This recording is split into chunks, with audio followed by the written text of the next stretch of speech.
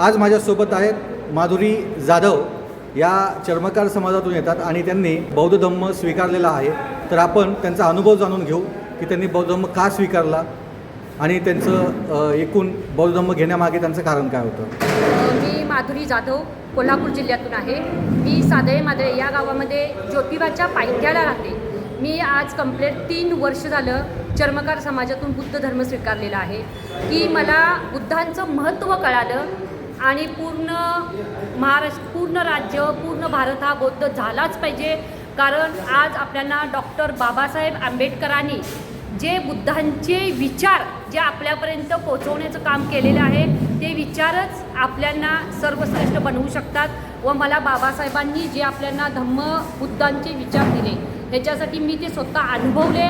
कारण मी स्वतः धम्मदीक्षा घेऊन चर्मकार समाजातून, कारण मी जेव्हा माझ्या स्वतःमध्ये परिवर्तन करेन तेव्हा मी माझ्या पूर्ण समाजाला घडवू शकेन, हा माझा ध्येय होता. म्हणून मी कोल्हापूर जिल्ह्यातून मी आता सध्यामध्ये पूर्ण महाराष्ट्रभर माझे धम्मांचे विचार हे सगळ्यांच्या कानाकोपऱ्यापर्यंत पोहोचायच्यासाठी माझा पूर्ण प्रयत्न चालू आहे. मी माझ्या गावामध्ये ज्योतिबाच्या पायथ्याला माझी स्वतःची जागा 8 गुंठे ह्याच्यामध्ये मी माझं बुद्धविहार बांधत आहे व तिथं मी भंतेंना राहण्यासाठी तिथली व्यवस्था व्हावी.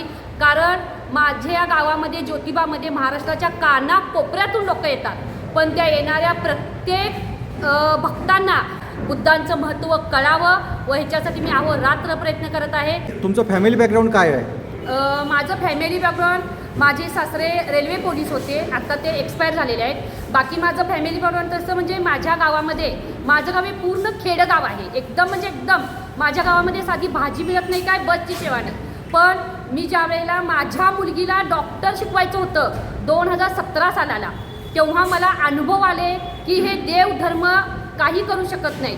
त्यावेळेला मला स्वतःला घडलं की मी ज्यावेळेला बाबासाहेब वाचले त्यावेळेला माझी मुलगी BHMS, आज मुंबईसारख्या नालासोपाऱ्यामध्ये माझी मुलगी BHMS शिकून मी तिथं दिलेली आहे. आज माझा मुलगा कोल्हापूर जिल्ह्यामध्ये बंटी पाटील DY पाटील कॉलेजला आज BSc नर्सिंग त्याने पुरं केलेलं आहे. त्यावेळेला मला हे महत्त्व कळालं की जो बाबासाहेबांनी आपल्याला देवधर्म सोडून जे आपल्याला बुद्धाचं वाचन करायला लावलं व मी पहिला वाचले, कारण मी बाबासाहेब वाचले म्हणून मी माझ्या घरातली प्रगती करू शकले. आज माझे सासरे जे रेल्वे पोलीस रिटायरमेंट होते ते 2 वर्ष झाले एक्सपायर झाले व आज माझ्या घरामध्ये आत्ता माझा मुलगा BSc नर्सिंग एक 8 दिवस झाले तो पूर्ण झालेला आहे.